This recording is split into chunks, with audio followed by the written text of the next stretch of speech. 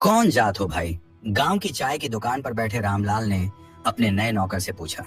लड़के ने सिर झुकाकर जवाब दिया, साहब हम चमार हैं।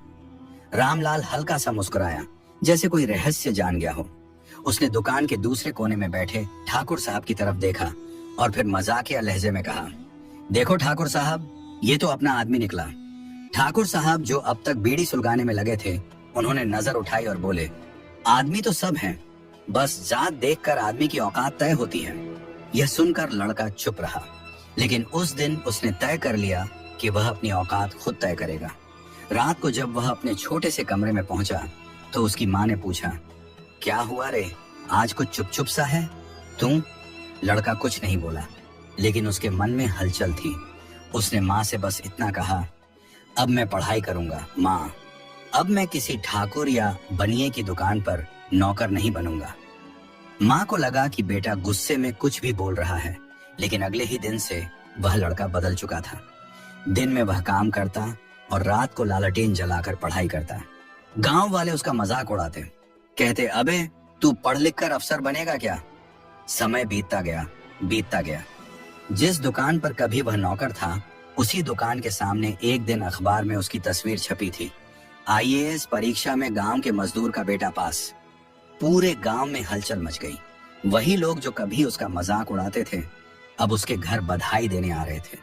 वही ठाकुर साहब जो कभी उसकी औकात तय कर रहे थे, अब कह रहे थे, बेटा हमें तुम पर गर्व है। रामलाल ने उसे गौर से देखा और उसकी आंखों में गर्व झलकने लगा।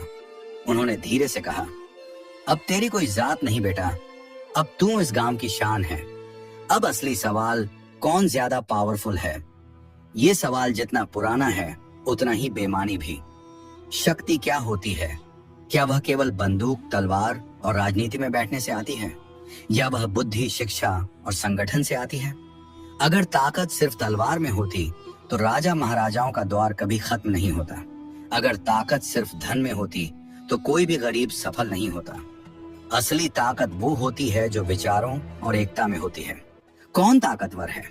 इतिहास का सच लोग कहते हैं कि ठाकुर समुदाय ने सदियों तक सत्ता चलाई, लेकिन क्या सत्ता हमेशा तलवार से चलती रही? नहीं।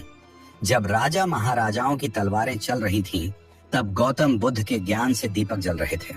जब दरबारों में युद्ध की योजनाएं बन रही थीं, तब संत रविदास जी समाज को एकता और प्रेम का संदेश दे रहे थे। जब ताकतवर लोग सत्ता में बैठे थे, तब बाबा साहेब आम्बेडकर समाज के दबे कुचले लोगों को कानून का सहारा देकर सशक्त बना रहे थे।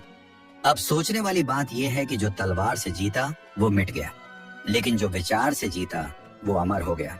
आज की हकीकत, आज भी कई लोग सोचते हैं कि ताकतवर वही है जो सरकार में हो, पुलिस में हो, या जिसके डर से लोग सलाम ठोकते हों।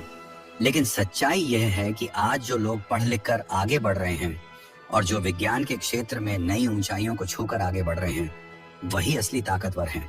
आज एक चाय वाले का बेटा प्रधानमंत्री बन सकता है। आज एक गरीब रिक्शे वाले का बच्चा कलेक्टर बन सकता है। आज एक दलित समाज का बच्चा भारत के संविधान से वकील या जज बन सकता है। फिर भी लोग पूछते हैं, कौन ज्यादा ताकतवर है? जाति से ऊपर उठकर सोचो। एक समय था जब लोगों की औकात उनकी जाति से तय होती थी, लेकिन अब समय बदल रहा है। अगर ठाकुर समाज अपने बच्चों को पढ़ा लिखा कर आगे भेज रहा है तो वही आगे बढ़ेगा। अगर चमार समाज अपने बच्चों को एकजुट करके शिक्षा देकर सशक्त बना रहा है तो वही आगे बढ़ेगा। अगर कोई भी समाज अपने अंदर से हीन भावना निकालकर मेहनत और आत्मविश्वास के साथ आगे बढ़ेगा तो वही आगे बढ़ेगा।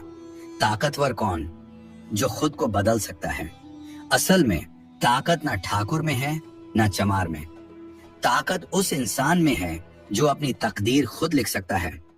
अब आप बताइए, असली ताकतवर कौन?